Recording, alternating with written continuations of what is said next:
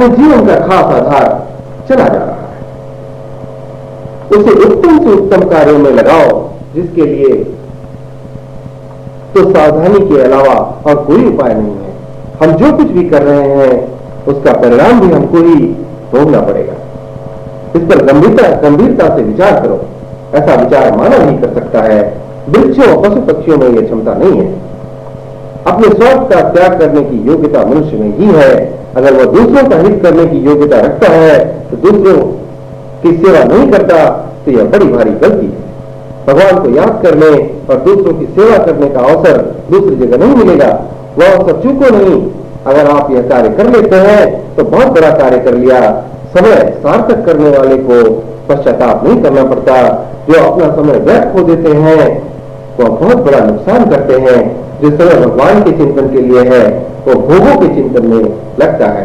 जो समय दूसरों के हित उपकार के लिए है वो दूसरों के अहित व उपकार में अपकार में लगता है। यह बड़े नुकसान की बात है।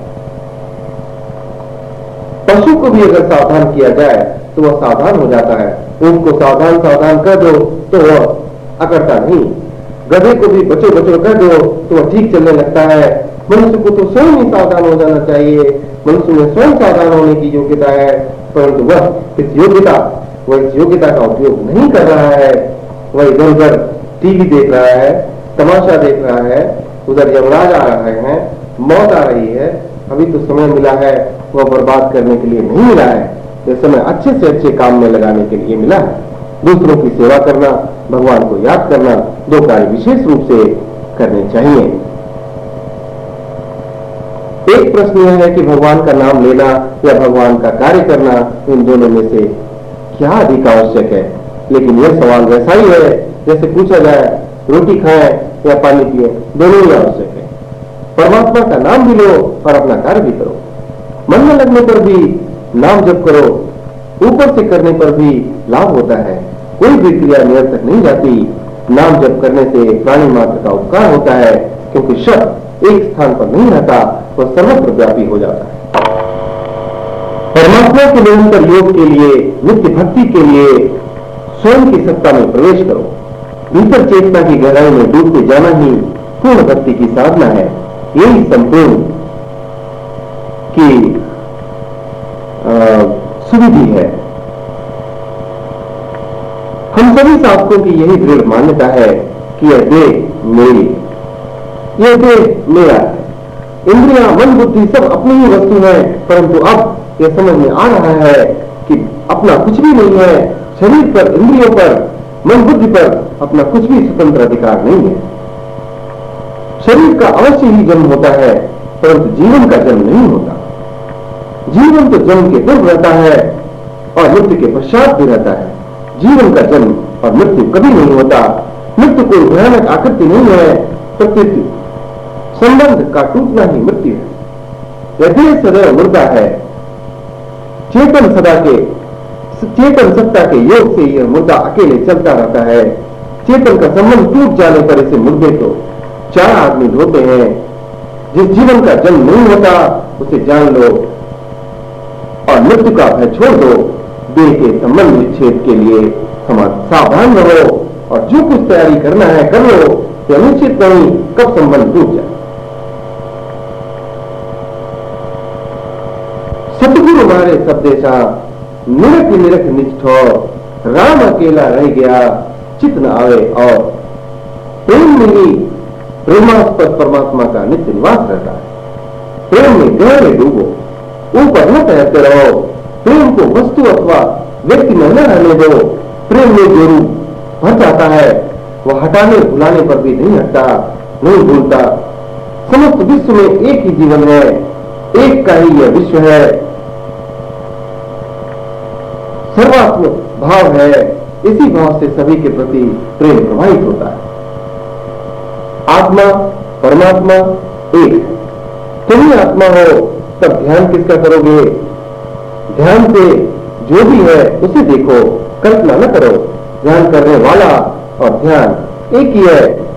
जो निरंतर है उसी का सतत स्मरण रहे, संकल्प शांत रहे, अहंकार का अभाव रहे। यही अभेद पूजा है। ध्यान में शांत हो जाओ, कुछ देखने की अथवा प्रतिफल की आशा न करो। जब साधक काम, क्रोध, लोभ, मोह आदि के त्याग का सामर्थ्य नहीं जुटा पाता, तब दिन होकर समर्पण पर, शरण पर अधिक बल दिया जाता है।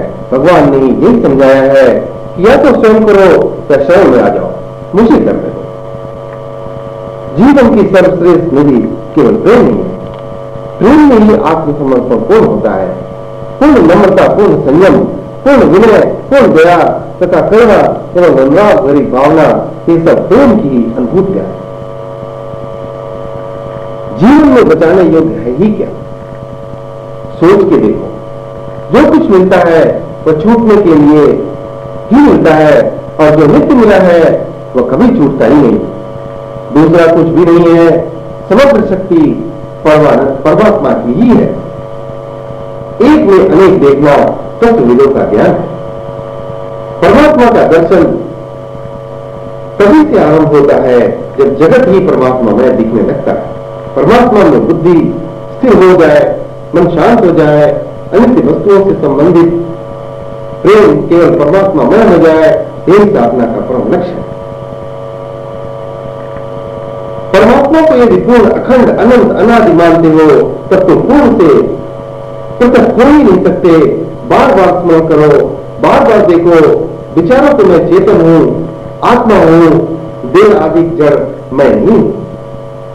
किसी प्रकार की प्रतिकूलता के दुख में प्रभु के चिंतन को शिथिल न होने दो, क्योंकि दुख और सुख की चिंता में प्रियतम प्रभु के प्रेम का तार टूट सकता है। सत्य में प्रेम दृढ़ करो। तुम किसी भी वस्तु, व्यक्ति को अथवा किसी नाम रूप को सुंदर सुखद पर अधीन न मरो। अब सावधान होकर प्रेम को ध्यान से देखो। प्रेम में कुछ भी भरो नहीं, सबसे खाली करके प्रेम का अद्भुत दर्शन करो। प्रेम ही परमात्मा है। देह में बने रहना, विनाशी में रहना है। प्रेम में होना ही अविनाशी आत्मा में रहना है। तुम मनुष्य की चिंता छोड़ दो, क्योंकि मनुष्य तो वर्तमान में होने वाले कर्मों से ही बनता है। जो मनुष्य भविष्य में मिलने वाले फल से अपने को बांधता है, वो पशुवत, पाशवत है। तुम अधिक कुछ करने की चिंता छोड़कर केवल अपने प्रेम को देखो। प्रेम में व्यर्थ, प्रेम अनंत का प्रवेश न होने दो। प्रेम में जो होना चाहिए वह सब कुछ हो जाएगा, तुम्हें कुछ न करना पड़ेगा। प्रेम स्वयं प्रकाश स्वरूप है। प्रेम में ही ध्यान ज्ञान की पूर्णता है। केवल प्रेम करते रहो। प्रेम स्वभाव है, प्रेम स्वरूप है। प्रेम तो परमात्मा की भाषा है। प्रेम ही प्रभु की अभिलाषा है। प्रेम ही परम प्रभु का निवास है। प्रेम ही आनंद का परम प्रकाश है। मनुष्य देह मिलने पर ही चेतना का विनाश दिव्यता में ले जाता है। इसलिए जीवात्मा अधर्म से धर्म की ओर, पाप से पुण्य की ओर, देह से आत्मा की ओर, सुख से दुख के द्वंद, सुख दुख के द्वंद से शांति समता की ओर, मृत्यु से मुक्ति की ओर, अनित्य से नित्य की ओर बढ़ाता है। परमात्मा नित्य निरंतर उपस्थित है, परंतु हम उससे विमुख हो रहे हैं। फिर भी जहां हम हैं वही परमात्मा में है। जब तक स्वयं को भूले हैं तब तक निद्रा में है। स्वयं की स्मृति जागृत अवस्था है। जीवन एक यात्रा है जो जड़ता से आरंभ होकर नित्य में पूर्ण होती है। उसी में जन्म मृत्यु दिन रात की बात आते जाते रहते हैं।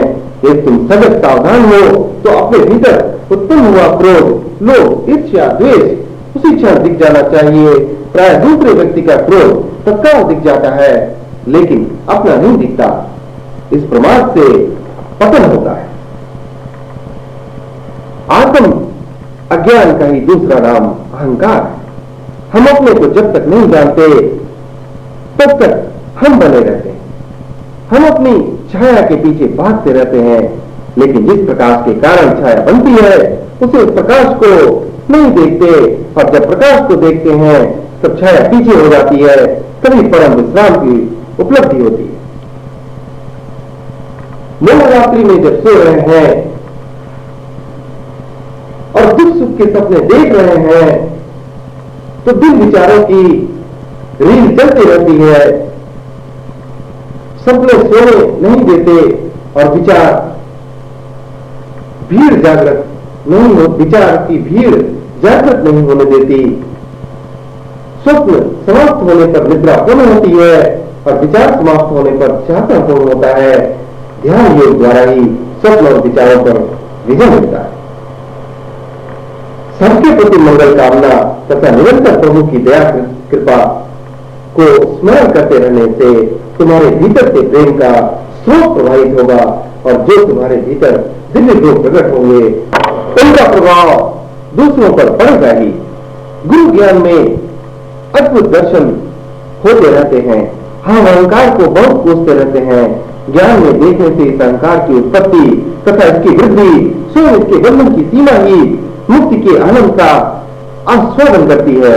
अहंकार के बंधन का दुख ही मुक्ति के आनंद की प्यास प्रज्वलित करता है। परमेश्वर की 8 प्रकृतियों को अपना नाम दिया गया है। उस प्रकृति का प्रथम अंग भूमि है, फिर जल, अग्नि, वायु, आकाश, मन, बुद्धि के पश्चात अंतिम 8वां अंग यह अहंकार है। अपना प्रकृति के पैर के स्थान में भूमि है और मस्तक के स्थान में अहंकार है। अपना प्रकृति के विकास में अहंकार सर्वोच्च रूप है। जिस अहंकार के द्वारा, मन के द्वारा तुम परमात्मा को खोजते हो वे तो झूठे हैं। झूठी सत्य परमात्मा की खोज रहा है। खोजना बंद कर दो, चलना बंद कर दो, इधर उधर देखना बंद कर दो, इधर उधर सुनना बंद कर दो। ठहर जाओ, तब पाओगे कि तुम परमात्मा में ही हो। मन को काम न दो, संकल्प की इच्छा की पूर्ति न करो, तब मन मर जाएगा। और मन के न रहने पर जो शेष रहता है वह कभी नहीं मरता। वही अविनाशी है, सनातन है, सत्य है। जितना भी अभिमान रहित होकर तुम श्रवण मनन करोगे उतना ही संत सदगुरु के प्रति तुम्हारे हृदय में प्रेम बढ़ता ही जाएगा। जब संत में आसक्ति होगी तब संत अपने प्रति आसक्ति को भगवान के प्रति मोड़ देंगे। यही संत के प्रेम का महत्व है कि भगवान में प्रेम दृढ़ हो जाए। संत से प्रेम होने पर परिवार से जो मोह है वह प्रेम में बदल जाएगा, जो स्वार्थ है वह सेवा में बदल जाएगा, जो ममता है वह सभी के प्रति समता में बदल जाएगी और देह शक्ति आत्मानुरक्ति में बदल जाएगी। जो संत का अति प्रेमी है उसे उपरोक्त लक्षण घटित होने चाहिए। यदि कुछ कमी है तो अभी संत के प्रति प्रेम में कुछ कमी है। आंशिक प्रेम से आंशिक गुणों का ही विकास हो पाएगा। तुम स्वयं या तो जैसे भीतर हो वैसे ही बाहर भी दिखाओ, या फिर जैसे बाहर दिखते हो वैसे ही भीतर हो जाओ। तुम दोषों का विचार भी ना आने दो। जब विचार करो तब सद्गुण का ही करो। अच्छे विचारों के अच्छे विचारों में व्यस्त रहना भी मन को शुद्ध बनाए रहने का एक उपाय है। सावधान रहो, तुम्हारे मन को अशुद्ध रखने वाले शत्रु तो तुम्हारे भीतर ही हैं, जिनसे प्राय तुम धोखा खाते हो। कर्म वह दर्पण है जिसमें कर्ता के स्वरूप का दर्शन होता है। कर्म के विषय में सावधान रहो, क्योंकि हितकर और शुभ कर्म अत्यंत दुष्कर है। तुम दया, कृपा, प्रेम, शांति जो कुछ भी उत्तम अथवा प्रिय समझते हो, जो कुछ तुम दूसरों से पाने की इच्छा रखते हो वह तुम भी दूसरों को दो। जो तुम्हें अप्रिय लगता हो उसे दूसरों को कदापि न दो। केवल वस्तुओं को छोड़ देने से उनके बंधन से छुटकारा नहीं मिलता। वस्तुओं की असारता को समझ लेने पर उनकी इच्छा त्याग करने से स्वाधीनता प्राप्त होती है। परम शांति अथवा मुक्ति तुम्हें दूसरा कोई नहीं दे सकता। वह तो अपने बनाए हुए दोषों के भाग से तथा अपनी आत्मा के गुण शक्ति विकास से और पूर्ण ज्ञान के साथ ही प्रेम के प्रकाश में स्वतः प्रवाहित होती है। नीचे की ओर जिसका सुख है उस प्राण शक्ति को मनोबल से और मनोशक्ति को बौद्धिक बल से तथा बौद्धिक शक्ति को आत्मबल से वश में करना ही मनुष्य की सिद्धि तथा मुक्ति का मार्ग है।